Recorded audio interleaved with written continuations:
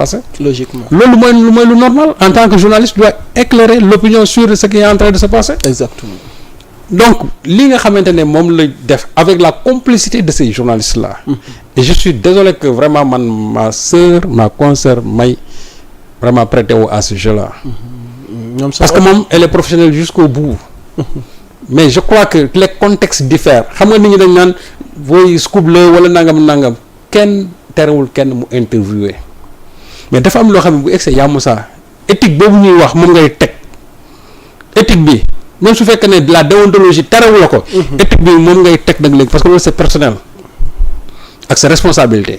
nga ne man ndax kii war naa ko interroger.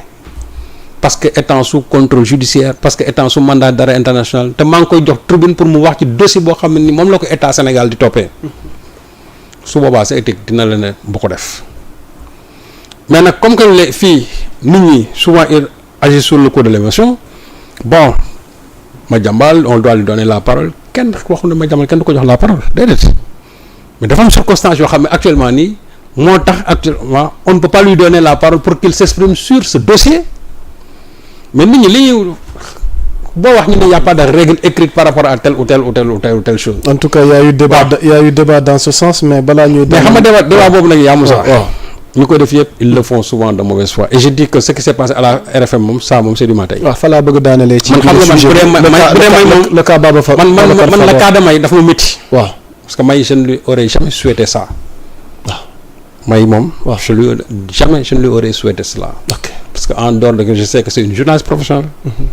Et encore man sama xarit la suma rakk la. mais loolu c'est subjectif. mais au plan professionnel man jàpp naa ne c'est quelqu'un qui est très professionnel. et am na nu mu doon demee li nga xam ne def na ko du ko def. maintenant ce qui s'est passé à la RFM. waaw ñu ñëw foofu moom ñu jeexalee foofu. foofu xam la le cas Babacar foofu c'est du je m'en fichisme pour simplement. c'est-à-dire pourquoi. parce que la veille gis nga ce qui est arrivé. Babacar dit qu'il n'a aucun regret. waaw mais doon lu ñuy defaat mu defaat. waaw liggéeyam la doon def. waaw mais il n'a qu'à le refaire c'est tout su fekkee moom jàpp na ne liggéeyam la donc il n'a qu'à le refaire mais xam nga aussi li ci gën a métti mooy. ñi koy def boo leen ne ci jàpp. ñu taxaw ne ñu génne ay feebar. ah déet foofu dama fay def taxaw seetlu. balaa ma lay bàyyi nga yeggali. parce que quotidien Yoor-Yoor à travers seen page Facebook. da ngeen joxe xibaar. ci mbirum Babacar Fall relâché après une crise médicale.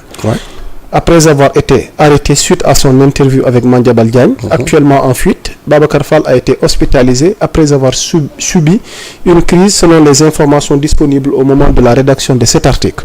Il va être libéré après examen médical. Il a été constaté que son état de santé grave était incompatible avec une détention. Sa libération pour raison médicale est donc imminente. Après par la suite ñu libéré ko mais son camp muy moom mi ay avocat ils ont maanaam fait un démenti formel ne dara dalu ko loolu journal Yoor-Yoor wax amul sëñ Sallou. waaw su leen xam nga ñoo ko bind. waaw allez-y waaw. man je persiste et je signe que moom il a fait une crise médicale et il a été libéré sur avis médical. sëñ Sallou vous persistez et vous signez. j'ai dit. dama wax ni dama ne xool. waaw. Sénégal 7 laay waxee. allez-y. lii ma wax. waaw avocat yi nga xam ñooy avocat Babacar Fall. su ngeen ma weddee. déposer leen plainte pour diffusion de fausses nouvelles. waaw loolu de leer na.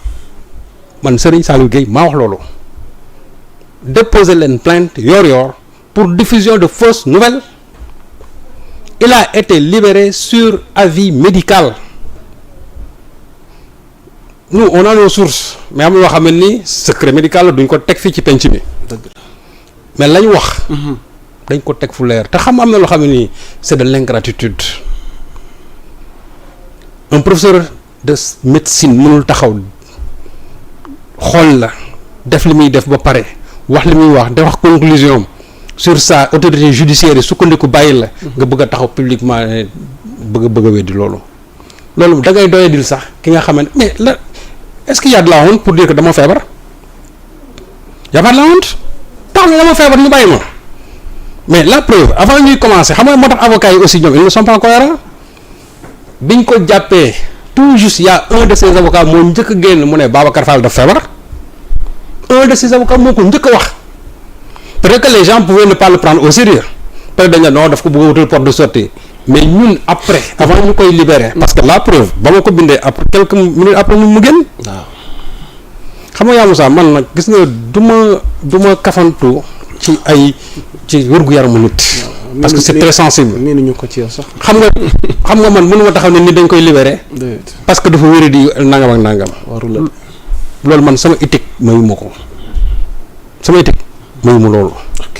mais bu ñu demee une information aussi sensible nga bind ko nga wax ko mais c'est parce que am nga foo ko teg man li ma bind yëpp dama am fu moo ko teg fu wóor yor li ñu bind dañu am fu wóor foo xam ne fa lañ ko teg ku mu neex nga taxaw ci rajo yi nga weddi mais ku ci toog ci ruux di nga xam ne la ma wax la yor wax xam nga ne loolu mooy dëgg parce que ñu bari sax xam nga boo xoolee patriotes yi ñenn ñi pour ñoom loolu ce n'était pas une bonne nouvelle que dañ ko bàyyi tuuti mën nga ma mayaale une yor bi à titre illustratif interview d'un fugitif quand la liberté d'informer tourne à la défiance judiciaire ma bàyyi la nga yeggale donc tey bu fekkente ne dañ ko libérer sur avis médical pour man y a pas de honte man suñ ma jàppoon bàyyi ma parce que dañu wéruma mais suñ gën a mën a non man wéruma wala problème dans ça doy na wax mais pour montrer que ne en réalité donc léegi xam nga avocat bi lu ñu war a wax donc nañu wax lan moo tax ñu bàyyi ko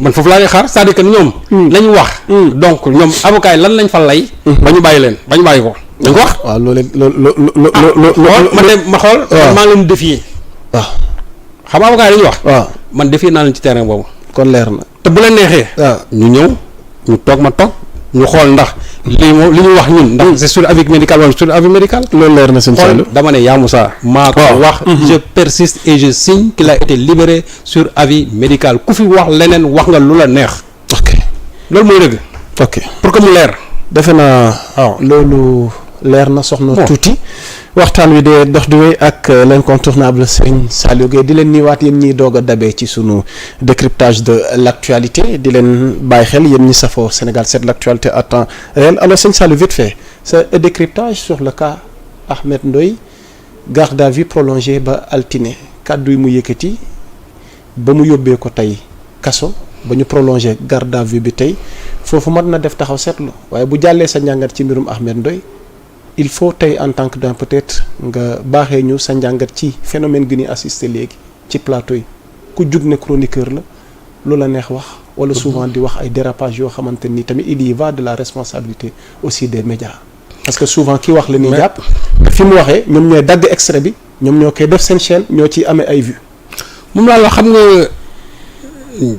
les grands responsables mooy ñi nga xamante ne ñooy animer émission yi nekk ci site yi parce que chroniqueurs yi ñoom ñoo leen di indi ci émission yi ñoo leen di waxloo ñoo leen di déglu ba parte duñ leen dagg donc tey nee naa leen ñiy animer émission yi moo tax souvent man loolu et puis il faut qu'on revoie la législation su fekkente ne loolu ce n'est pas encore en vigueur ñi nga xam ne dañuy animer émission yi ñooñu toog di wax di saaga te kenn leen dagg les premiers responsables ce sont les animateurs de ces émissions ñooñu la ñu war a njëkk. mais code bi loolu la on l'applique pas. moom laa la wax donc pourquoi code bi nee na fautif bi c'est l'organe. waaw mais pourquoi nag dans ce cas de figure chaque fois c'est le chroniqueur qui est interpellé c'est-à-dire que l'organe doit être interpellé Ahmed Ndoye fu ñu ko wooyee ka toogoon ba muy wax waxam ñu ñàkk teggin jooju kooku ci boppam dañ ko war a dañ ko man j'aurais compris mu wax ko mu rëcc waaj na ko loolu de ñun ñoo ngi ci jégalu ci kàddu yooyu nangam ak nangam noonu Ahmed bul waxati loolu mais da nga toog di ko déglu muy wax lu tegginawul te mu wóor na ne yow loolu ngay toog di wax Sonko yow wóor na ne doog wax sa waajur